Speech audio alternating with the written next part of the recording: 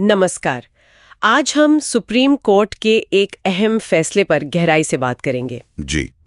ये 4 अगस्त 2025 का फैसला है, जस्टिस संजय कुमार और जस्टिस सतीश चंद्र शर्मा की बेंच का। हाँ, मामला है गुजरात ऊर्जा विकास निगम लिमिटेड बनाम green infra corporate wind private limited और कुछ अन्य कंपनियां। बिल्कुल। हमारा सोर्स सुप्रीम कोर्ट का ये जजमेंट ही है, सिविल अपील संख्या 14,908 से 14,001 साल 2015 की। जी। तो आज हम इस फैसले के, आप कह सकते हैं, हर पहलू को समझने की कोशिश करेंगे। हाँ, मतलब तथ्य क्या थे, कानूनी मुद्दे क्या उठे। हाँ, और दोनों पार्टियों ने क्या दलीलें दी, फिर कोर्ट ने क्या पाया और क्या फैसला दिया, और इसके मायने क्या हैं, खासकर अगर हम इसे एक वकील के नजरिए से देखें जो रोज जजमेंट का सार निकालते हैं। सही कहा। तो चलिए शुरू करते हैं इसकी तह तक जाना। तो ये मामला है गुजरात ऊर्जा विकास निगम लिमिटेड, मतलब GUVNL, और 4 पवन ऊर्जा उत्पादक कंपनियों के बीच का। जी। GUVNL ने दरअसल अपीलेट ट्रिब्यूनल फॉर इलेक्ट्रिसिटी, जिसे APTL कहते, APTL, उसके फैसले को चुनौती दी थी। अच्छा, और APTL ने क्या किया था? APTL ने Gujarat electricity regulatory commission GERC के आदेशों को सही ठहराया था। तो मामला GERC से शुरू हुआ, फिर APTL गया और फिर सुप्रीम कोर्ट। समझ गए।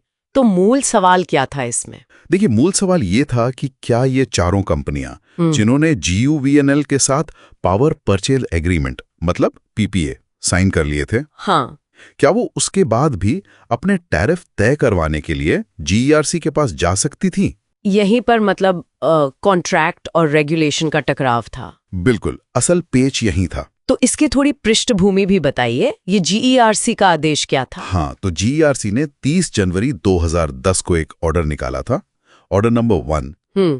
इसमें पवन ऊर्जा प्रोजेक्ट्स के लिए टैरिफ तय किया गया था, जो 11 अगस्त 2009 से अगले 3 साल के लिए लागू होना था। अच्छा।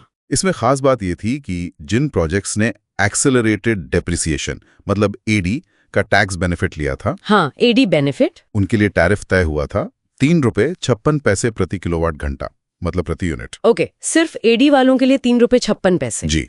और GUVNL ने यह भी साफ कहा था कि जो प्रोजेक्ट्स AD का फायदा नहीं लेते, वो अलग से टैरिफ तय करवाने के लिए केस बाय केस बेसिस पर, मतलब हर मामला अलग से देखकर अर्जी दे सकते हैं। अच्छा, ये विकल्प दिया गया था। हाँ, और देखिए, इनकम टैक्स एक्ट के हिसाब से AD का फायदा लेना है या नहीं, ये ऑप्शन कंपनी को कब चुनना होता है? ये तो रिटर्न फाइल करते समय चुनना होता है ना? बिल्कुल, जिस साल बिजली उत्पादन शुरू हुआ उस साल का रिटर्न फाइल करते वक्त, यानी PPA साइन करने के काफी बाद। अच्छा, तो ये तो महत्वपूर्ण बात है।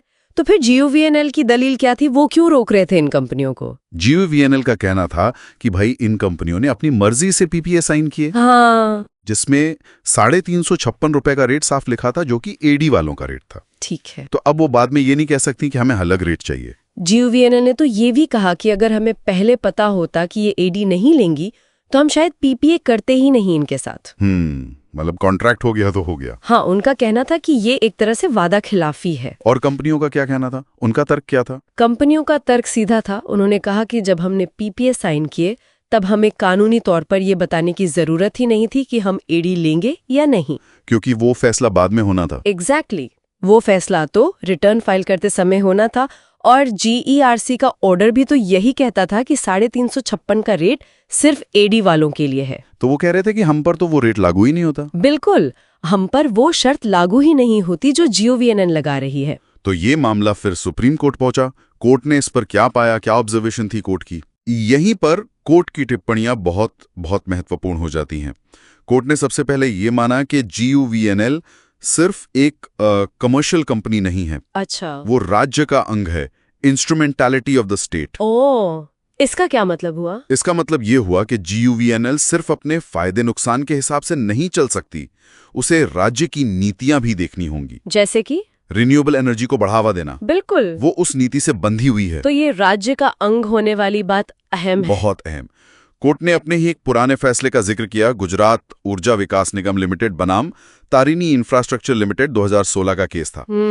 उसमें कोर्ट ने कहा था कि PPA में लिखा टैरिफ कोई पत्थर की लकीर नहीं है। अच्छा। अगर रेगुलेटरी कमीशन जैसे GERC अपनी कानूनी शक्तियों का इस्तेमाल करके टैरिफ तय करता है तो उसके पास उसे बदलने का भी अधिकार है। यानी रेगुलेटर के पास ज्यादा शक्ति है कॉन्ट्रैक्ट से भी। हाँ, खासकर जब टैरिफ निर्धारण रेगुलेशन से जुड़ा हो। और कोर्ट ने यह भी नोट किया कि जीओवीएनएल ने पीपीए साइन करते समय इन कंपनियों से कोई लिखत पढ़त नहीं करवाई थी कि आप एडी लोगे ही लोगे। हाँ, कि आप अनिवार्य रूप से एडी का फायदा उठाएंगे, ऐसा कोई कमिटमेंट नहीं लिया था। तो फिर कोर्ट का निष्कर्ष क्या निकला?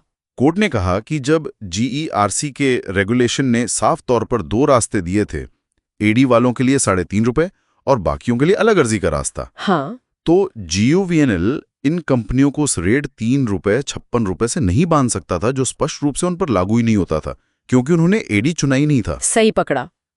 मतलब जो चीज लागू ही नहीं उसे जबरदस्ती थोप नहीं सकते। बिल्कुल। कंपनियों को जीईआरसी के पास जाकर अपने लिए अलग टैरिफ निर्धारण करवाने का पूरा अधिकार था। और कोर्ट ने जीओवीएनएल के रवैये पर भी कुछ कहा। हाँ, कोर्ट ने जीओवीएनएल के रवैये की आलोचना की।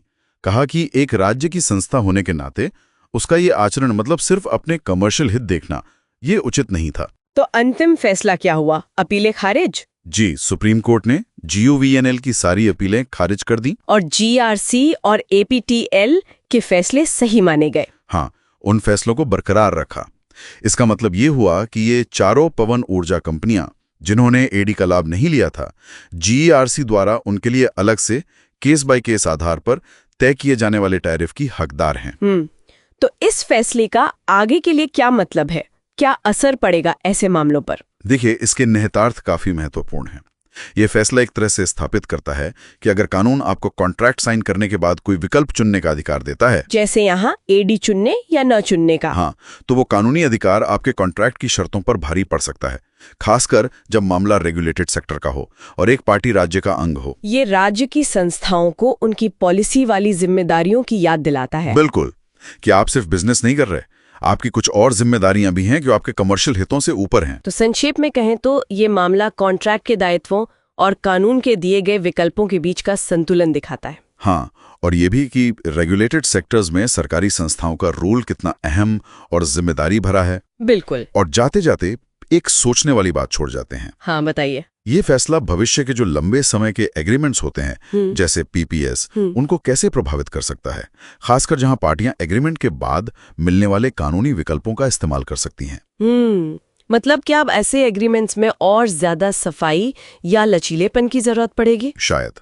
ये एक अहम सवाल है जिस पर आगे विचार करना होगा।